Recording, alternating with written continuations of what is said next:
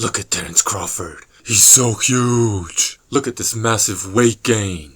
Where is it? I don't see it. Man, I don't think I've ever seen any pundit of any notoriety ever speak the truth about Terence Crawford. The whole truth.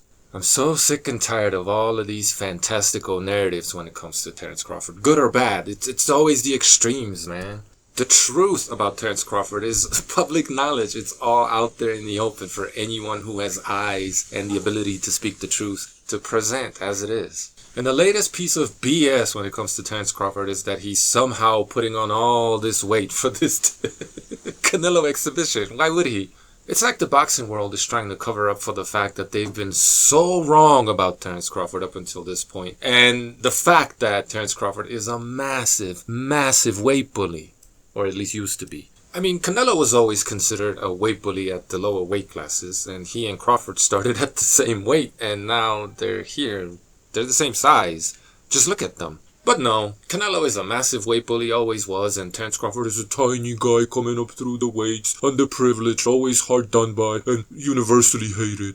No, it's either quote-unquote hating or quote-unquote glazing. Nobody walks the middle path when it comes to this guy, Terence Crawford. Either Crawford destroys Canelo or Canelo knocks him out. There's no middle ground here, right? When in reality, this is, if real, basically a 50-50 fight. Now, to be fair, some pundits see it as such, but they can't quite explain to you, in my opinion, how they get to that conclusion. It's still a tiny guy fighting a monster, but he's going to be able to compete because his skills are sublime.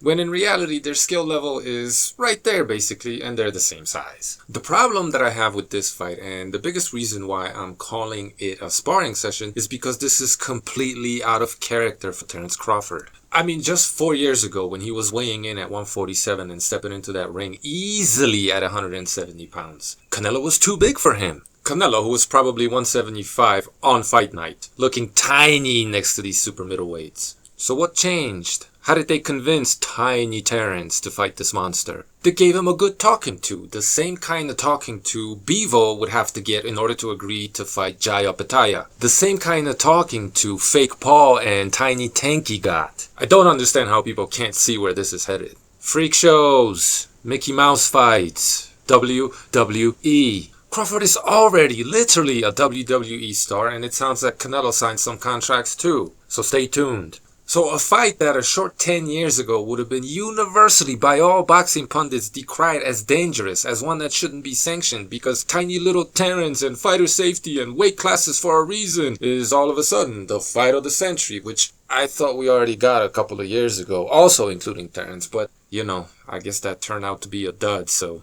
stay tuned. This one will be, I promise. You believe me?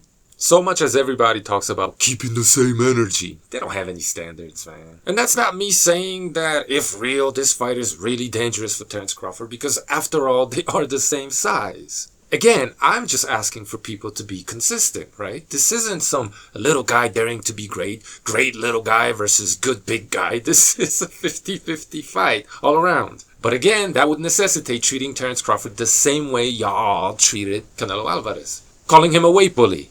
And this fight has such a fake aura around it. Again, because Terence Crawford, this is completely out of his character. Because the formula behind Terence Crawford's success is, yes, average elite level skill. So good skill. But primarily very careful maneuvering, cherry picking, the undermining of his opponents, taking the right fights at the right time, being very, very, very careful and cautious with how you move. And, well, let's throw in the snack and funny gloves in there as well, right? I mean, let's keep the same energy, guys. Oh, and did I mention all the weight bullying over the years? So for Terence Crawford to cherry pick the weakest and the smallest title holder at 154 pounds, having reigned at 147 previously. Go life and death with that guy, now being 38 years old or so. Realizing that you're not as good as you thought, not as good as advertised, and then to just jump up 2 more weight classes and to fight the undisputed champion at super middleweight. I mean,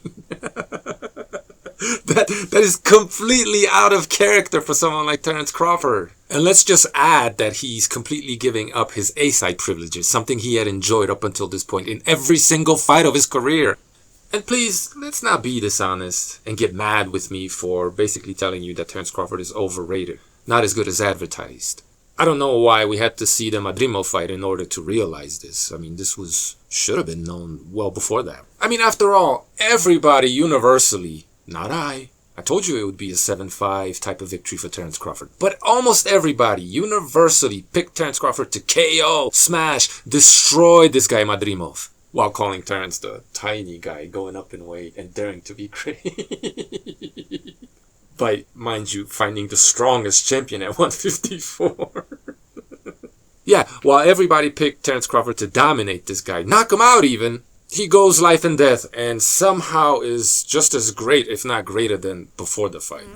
He did not meet expectations. He underperformed. You overrated him. But that would be honest, and boxing isn't that. Did I mention that another pair of Terence Crawford's Everlast gloves burst right before the fight? Maybe that had something to do with the fact that he couldn't get it done this time. But no, somehow expecting Terence Crawford to be treated the same way all of you to this day treat someone like Antonio Margarito is, wait for it, hating. Where are all the journalists? Where are all these unbiased and fair pundits? How about all these boxing channels always claiming that they're fair but firm? Everybody just swept this under the rug because everybody, almost everybody in one way or another is on the take, guys. And now all of these so-called journalists, so-called fair pundits, so-called credible boxing YouTube channels. Look at how many subscribers they got.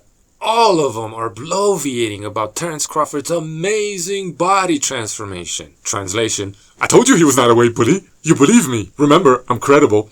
Man, what a bunch of clowns and jokers using all of these professional photographer studio session photoshopped images of Terence Crawford glistening with sweat, Vaseline, baby oil, whatever strikes your fancy. Using all this fluff, the fluffers that they are, all this smut, let's keep it real, to try to quote-unquote prove how Terence Crawford's body has transformed. Just for this one, though. While obviously being clean of any sort of anabolic agents, right? Another contradiction, because it's damn near impossible for a guy who's been a professional athlete his entire life to all of a sudden at the age of 38 put on any significant lean muscle mass without the use of PEDs, or completely overhauling his training regimen and making it more akin to what a bodybuilder would do and not a boxer, which would completely ruin him because muscle memory and, well, you should know the rest, right? Speed, quickness, agility, stamina, all those things he's going to need against Canelo, if the fight is real. So, is it real? And if it is, then why these fantastical narratives?